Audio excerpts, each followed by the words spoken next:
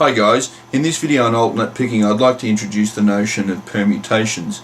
Now permutations simply mean that we assign a certain pattern to a certain number of frets and we change the order in which these fingers appear. So I can clarify this idea with a specific example, and the easiest way to start is with all four fingers on first four frets.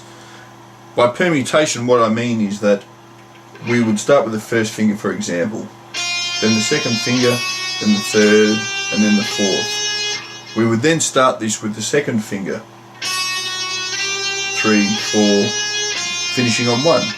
Then start with the third finger, 3, 4, 1, 2, and finally start with the fourth finger, 4, 1, 2, 3. And that's basically the idea of how a permutation could work, and obviously there's various combinations and variations of permutations that we could think of, but we'll just start with this one to begin with. So now that we've established that we're playing 1 2 3 4 2 3 4 1 3 4 1 2 4 1 2 3, we can assign each of the permutations to a fret. So how this would work is start at the first fret, down first, second, third, fourth, then move up to the second fret and start with the second finger, second, third, fourth, first, then move up to starting at the third fret and start with the third finger, 3, 4, 1, 2, move up a fret, 4, 1, 2, 3. So what you get is something along the lines of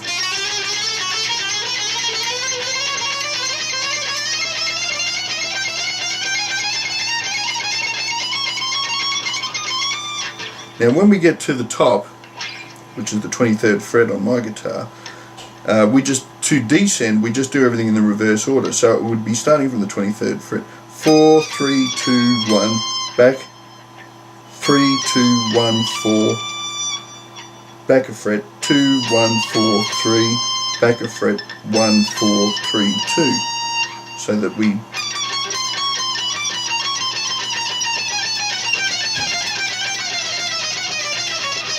and so on. Okay, so we can also apply this idea to angular playing, and this will become a little bit tricky because we're talking about 4 different shapes within the one movement, yet we're doing it across 6 strings.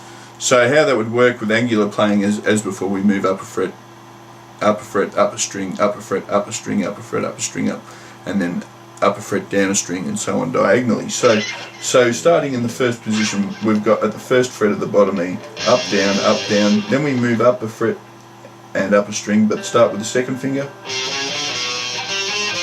with the third, with the fourth, with the first, with the second, with the third, with the fourth, and so on, and do that ascending and descending so that we get something like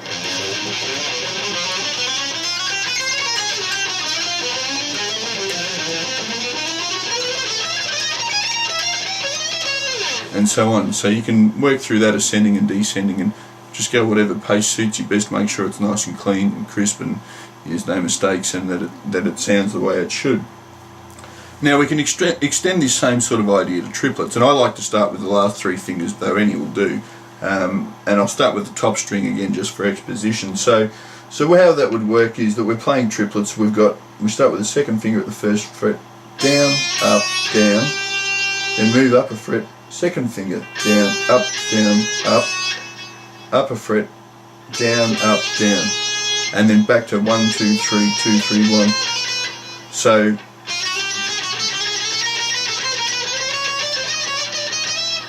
and you can do that ascending all the way up and descending all the way up. Then we can apply that diagonally also.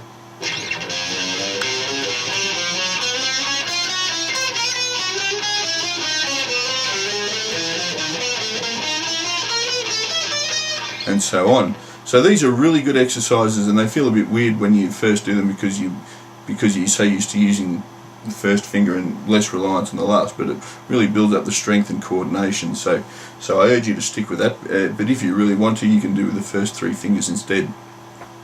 Okay, so we can also do that if we were to take patterns where there's 2 frets between each adjacent finger. So say we've got the fret span of 1 3 5, then we would go 3, and so on, and you would do that ascending and descending. You can also do it with patterns such as you see in scales: first, second and fourth frets, third, fifth and first frets, sixth, first and third and fourth frets, and ascend and descend. You can also do it with your spocks, your inverted spocks, and those types of things. So I'll close this lesson by providing some reasonably extreme examples of these types of permutations in a very rigorous and intensive way, and these will really build your chops up, but I urge you not to start these until you've got a lot of strength in your hands so that you don't wear your fingers out, and also when your coordination with the exercises I've just shown are really smooth and clean. So the first one that I'll show is to do the permutation without ascending a fret at a time, just a string at a time. However, we'll do 3 strings, then we'll move down a string, do the next 3, move down a string, the next 3. It's a sequencing type movement. So how would that work? Okay, if I take this first fret as the starting position, on the bottom here I've got down, up, down, up. Moving to the A string, I start with the second finger, down, up, down, up. Moving to the fourth string with the third finger, I've got down, up, down, up. Now, instead of ascending to the third finger to start with the third fret to start, third string for the fourth finger, I actually move from where I was down back to the A. Start with a 4. And then I'm going to move up a string, start with the first finger, move up a string, start with the second finger, then down a string, start with the third finger, up a string, start with the fourth, up a string, start with the first, down a string, start with the second, up a string, start with the third, up a string, start with the fourth, and we've finally covered all 6 strings. Then what we would do is move up a fret and repeat going the other direction. So what we get is something like this.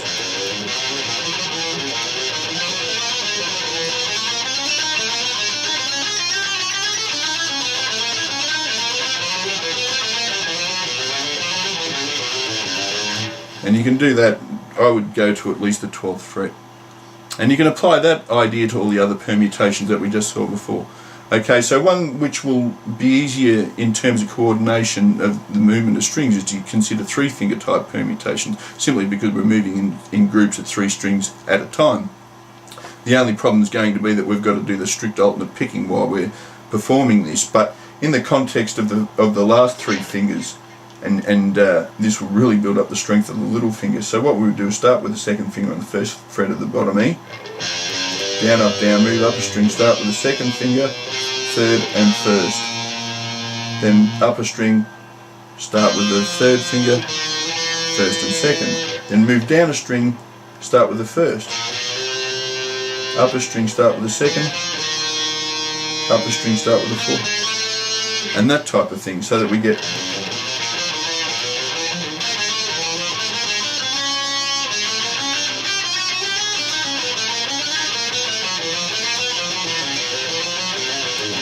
and just repeat through that pattern up to at least 12 frets and then descend.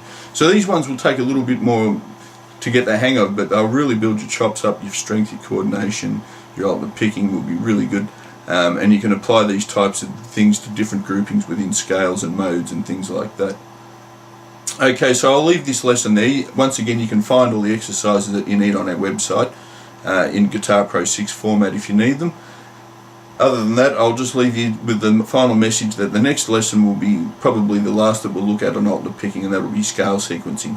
I look forward to presenting that to you. Good luck. See you then.